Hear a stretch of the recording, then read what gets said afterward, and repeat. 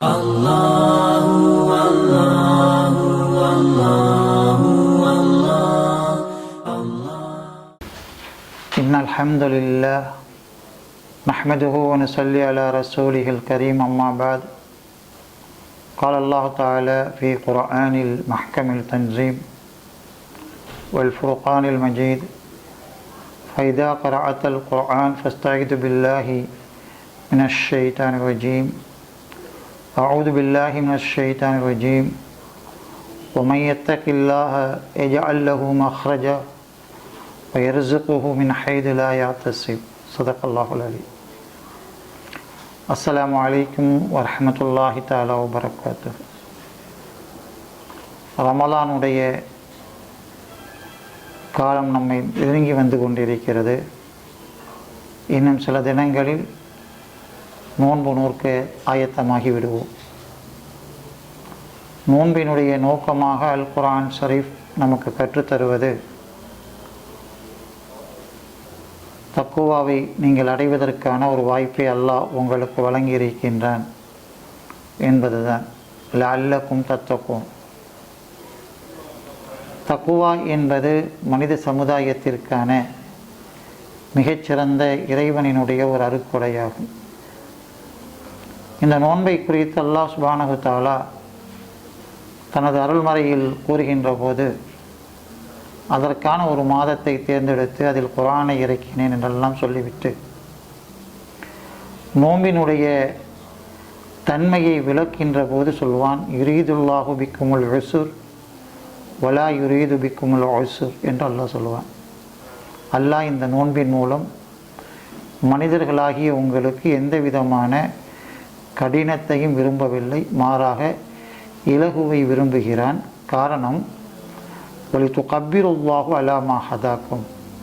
உங்களுக்கு வழிகாட்டிய அந்த அல்லாஹினுடைய மேன்மையை, கண்ணியத்தை, கீர்த்தியை, பெருமையை நீங்கள் போற்ற வேண்டும் என்பதற்காகத்தான் இந்த காரியத்தை ஏற்பாடு செய்திருக்கின்றான் என்று அல்லாஹ் சொல்வான். ஆக தக்குவா அடைவதற்கான மிகச்சிறந்த ஒரு வழியாக அல்லாஹ் நமக்கு காண்பித்து தருவது அல்லாஹினுடைய கிபிரியத்தை, அல்லாஹினுடைய மகிமையை, அல்லாஹினுடைய மகத்துவத்தை என்றும் எப்பொழுதும் உள்ளத்தில் நிரந்தரமாக நிலைநிறுத்திக் கொள்வதும் அதையே உலகெங்கும் எடுத்துச் செல்வதுமாகும்.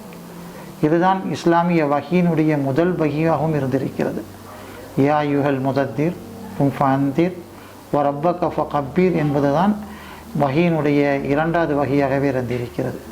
போர்வை போத்து கொண்டிருப்பவரை எந்திரும், எழுந்திரும், மக்களை எச்சரியும், ரப்புக்க ஃபகப்பீர், உம்முடைய இரட்சகனுடைய பெருமையை, கிபிரியத்தை இந்த உலகில் பறைசாற்றும் என்பதுதான் பூமியினுடைய இஸ்லாமிய அழைப்பு பணியினுடைய மிக முக்கியமான ஒரு பண்பாகவே இருந்திருக்கின்றது.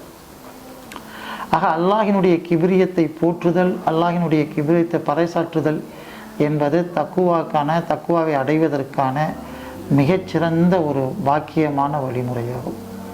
அப்படி என்று சொன்னால் அல்லாஹ் நம்மிடத்தில் என்ன எதிர்பார்க்கிறான் என்று சொன்னால் ஒன்றைத்தான் எதிர்பார்க்கிறான். அல்லாஹுவை தவிர வேறு யாரையும், வேறு எவற்றையும் எந்த நிலையிலும் புகழுக்குரியதாகவோ, போற்றுதலுக்குரியதாகவோ, பெருமைக்குரியதாகவோ மனிதன் ஏற்றுக்கொள்ளக்கூடாது. அவற்றை ஏற்றுக்கொண்டு தன் வாழ்வை நாசப்படுத்தி கொள்ளக்கூடாது என்பதைத்தான் வலியுறுத்துகிறான். இதை அல்லாஹு மட்டுமல்ல, அல்லாஹுடைய தூதர் முஹம்மது ரசூலுல்லாஹி ஸல்லல்லாஹு அலைஹி வஸல்லம் அவர்களும் வழிகாட்டுகிறார்கள். ஒரு முறை அவர்களை கண்ணியப்படுத்துவதாக கருதி கொண்டு சிலர் எழுந்து நின்ற போது சொன்னார்கள், எழுந்து நிற்காதீர்கள், அமர்ந்து விடுங்கள். அதற்கு விளக்கம் கேட்ட சஹாபாக்களிடத்தில் பெருமானார் ஸல்லல்லாஹு அலைஹி வஸல்லம் அவர்கள் சொல்லி காண்பித்தார்கள், பிற மனிதர்கள் வீணாகி போனதற்கான அடிப்படை காரணமே என்னவென்று சொன்னால், மனிதர்களை மதிக்கின்றோம் என்கின்ற பேரில் மனிதர்களை பூஜிக்கின்ற தெய்வங்களாக மாற்றியது தான் என்று சொல்லிவிட்டு பெருமானார் ஸல்லல்லாஹு அலைஹி வஸல்லம் அவர்கள் சொல்லி காண்பித்தார்கள், ஈசாவை மனிதர்கள் வரம்பு மீறி புகழ்ந்து சிதைத்து சீரழித்தது போன்று என்னையும் நீங்கள் சிதைத்து விடாதீர்கள். என்னை அழைப்பதாக இருந்தால் அப்துஹு, அடியான் என்று அழையுங்கள்.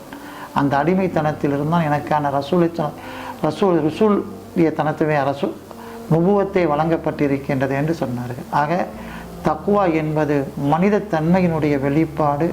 அந்த மனித தன்மை பரிபூர்ணப்பட வேண்டும் என்பதற்காக அல்லாஹுவால் வழங்கப்பட்ட ஒரு அருட்கொடையாகும்.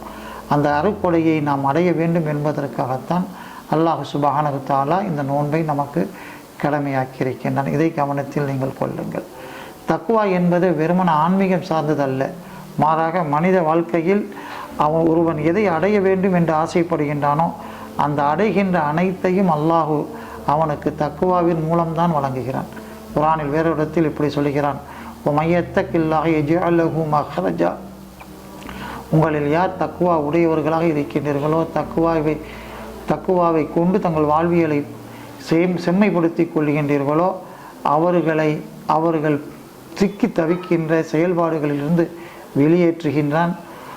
எருசுக்குமின் ஹைது லா யஹ்தசிபு. அவர்கள் அறியாத புறங்களிலிருந்தெல்லாம் அவர்களுக்கு வேண்டிய வளங்களை அருளை வழங்குகின்றேன் என்று சொல்கிறான். ஆக தக்குவா என்பது இந்த உலகோடு மனித வாழ்க்கையை செழுமைப்படுத்துவதற்கும் செம்மைப்படுத்திக் கொள்வதற்குமான வழிமுறையாகும். அந்த வழிமுறையை பெறுவதற்குரிய நோன்பை அல்லாஹ் இந்த மாதத்தில் நமக்கு கடமையாக்கி தந்திருக்கிறான். அந்த நோன்பை முழுமையாக நோற்று தக்வா உடையவர்களாக ஆக வேண்டும். அப்படிப்பட்ட பாக்கியத்தை அல்லாஹ் நம் எல்லோருக்கும் தந்தருள வேண்டும் என்று பிரார்த்தித்தவனாக என் உரையை நிறைவு செய்கிறேன். வாஹிரு தஅவானா அல்ஹம்துலில்லாஹ்.